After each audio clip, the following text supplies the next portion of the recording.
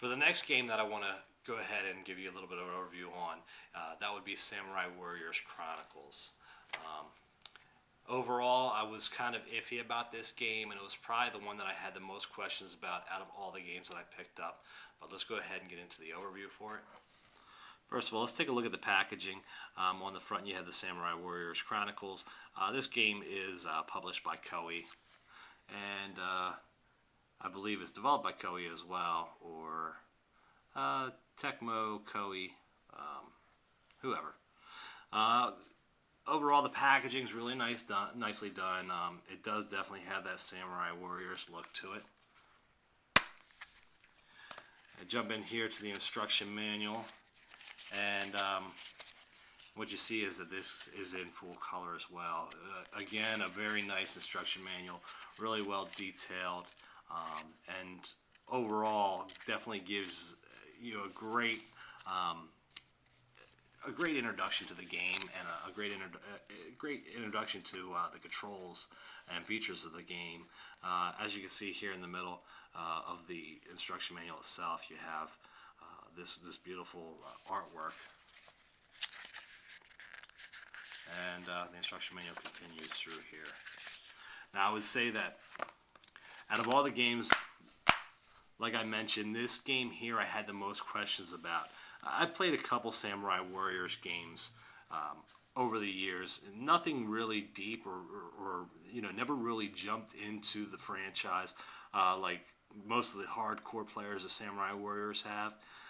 But after looking up some reviews and some different videos on this game, I would say that this is definitely a game that is a lot of fun. It's probably one of the more unique experiences on the Nintendo 3DS. The 3D aspects of the game are well done. It looks good. The graphics are really well done on this game. And overall, I mean, you have a lot of enemies on screen.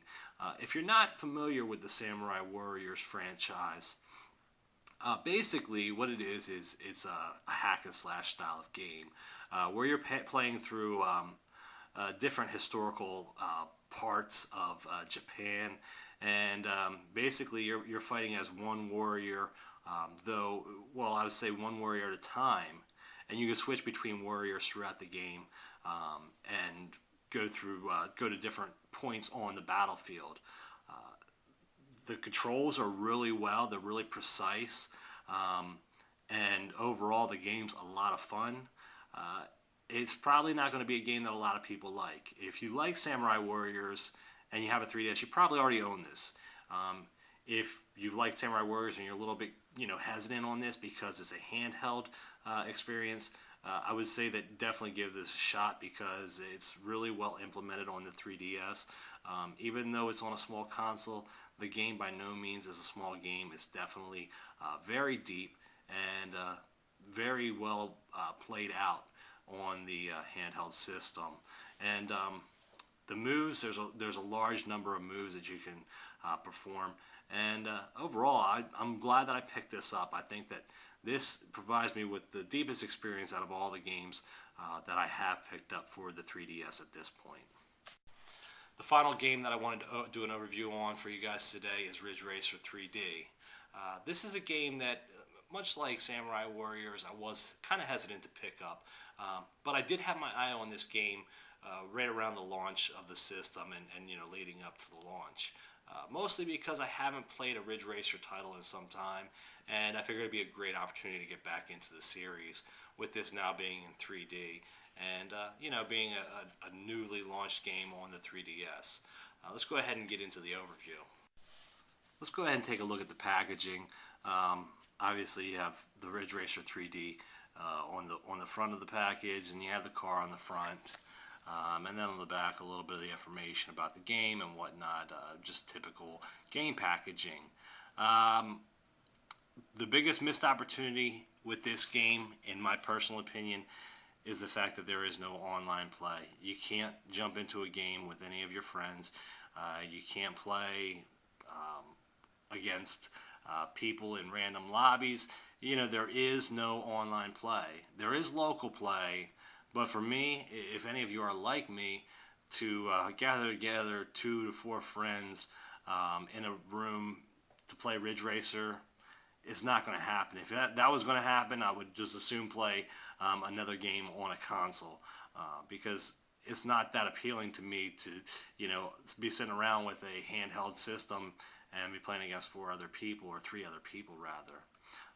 The 3D aspects of this game are really well done, and I would say that overall, all of these games do definitely exhibit or display really good 3D graphics.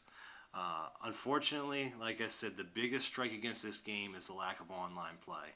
Now, the racing's fun, but it's typical Ridge Racer style racing, where you're drifting around corners, you're never braking, you're using nitrous on the straightaways.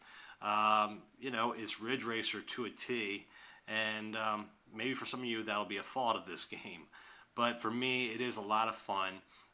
If you're not familiar with the Ridge Racer title, they always feature unlicensed vehicles, just made-up vehicles that resemble some real-life counterparts.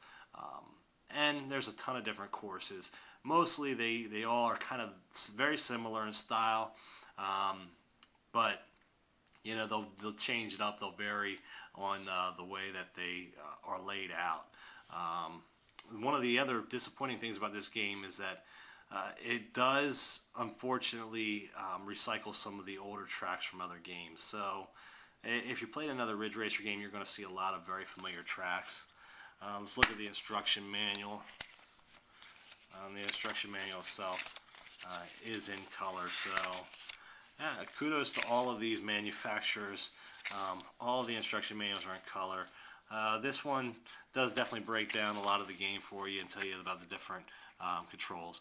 Now, this does incorporate one small piece of, I would say, it's not online, but it's a competitive, or not competitive, rather, but social feature, and that's the Street Pass. It has Street Pass duels where basically if you come across somebody who has Street Pass enabled and they have Ridge Racer 3D, I would imagine they have to have Ridge Racer 3D in the cartridge slot. It will swap ghost data from your vehicle, which is basically just your car going around the track, and then you get to race against that person's car. So, I mean, it's nice that they did incorporate that. However, it would have been much nicer if they incorporated full online play. So that is my overview of the 3DS launch titles that I picked up. I don't really foresee myself picking up any of the other games out there. I'm a little curious about Nintendogs, just for a little bit of fun. And maybe eventually when some of these other games do drop in price, down below the $20 price point, I might look at picking them up. But for right now, these are the only games that really appealed to me. And as I mentioned in the beginning of the video, there are no real system sellers out right now for the Nintendo 3DS. I think that once Resident Evil Mercenaries comes out and a couple other games, that we'll start to see something that's really worth maybe picking up a system to play those games. But for the time being, there's nothing out there other than the hardware itself that would make you want to go out and pick up a Nintendo 3DS. But that's my opinion, and you guys are all free to comment and leave your opinions below. I might go ahead and revisit some of these titles at a later date and give you a more in-depth review of each of these titles. But I wanted to give you a really quick overview, quick first impressions of these games, and I hope that you guys enjoyed. I'll talk to you all soon.